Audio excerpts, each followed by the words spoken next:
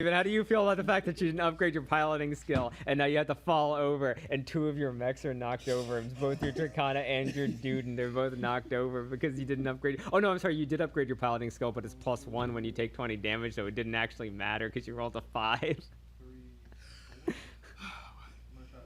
Well, I just think that you played better, Robert. That's true, I did actually smartly play better by lowering my piloting skill on my spider to 2.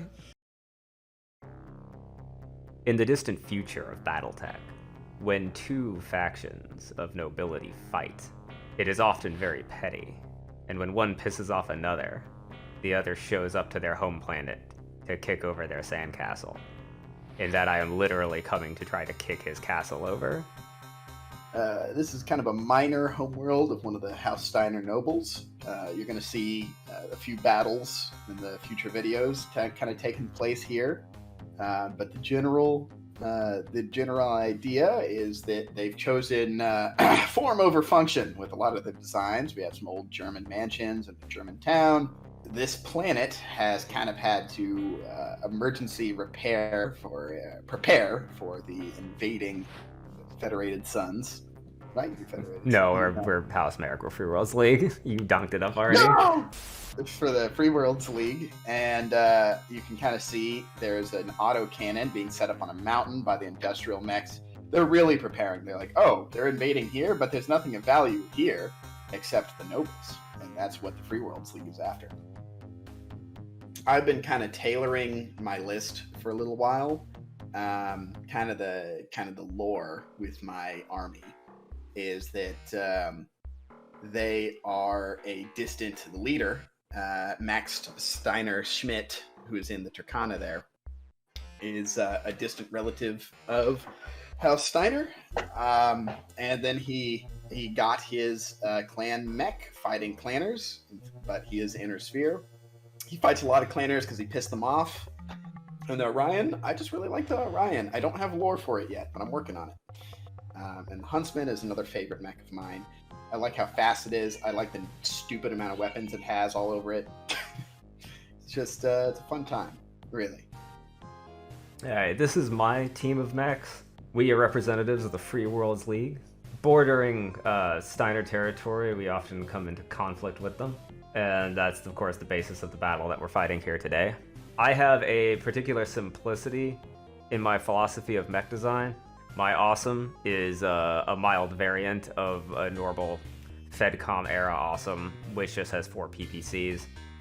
I love the quick draw. I understand people think that's a meme mech, but I love it. It has 6 medium lasers, and I wouldn't have it any other way. The Wolverine is actually just a basic Wolverine that I took out of the FedCom era stock designs. It has an ERPPC and a series of increasingly shorter weapons on it. And finally, we come to the crown jewel of my list, which is the Spider. It is a 8 jump jet normal FedCom era Spider with 2 medium pulse lasers. Its trick is that it has a piloting skill of 2, and I jump behind enemy large mechs and kick them over. It's a very lame strategy, but I wanted to try it out, and I feel a little guilty about it.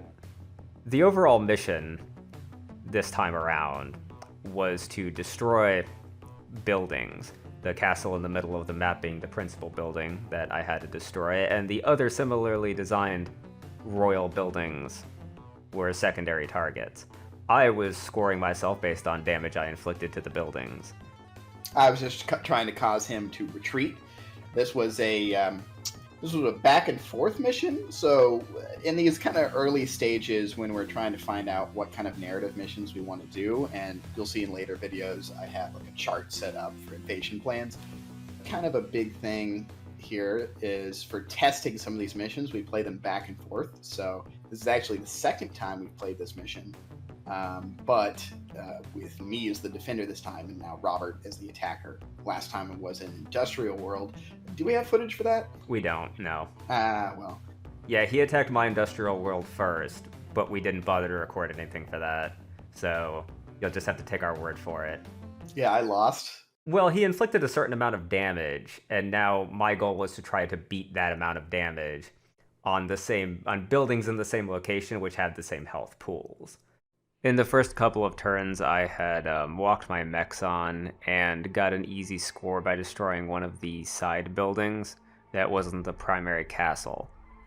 Steven had to deploy out of the mech hangar and end up coordinating his guys to try to intercept me.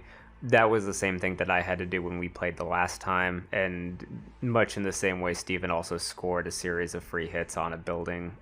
We exchanged a large amount of PPC fire between his Dracana and my Awesome, but his Huntsman and his Orion both diverted to try to intercept my Spider, and I put my Spider in a rather awkward position in the hopes that its high speed and use of cover would mitigate any damage it might suffer to put it in a prime position to strike.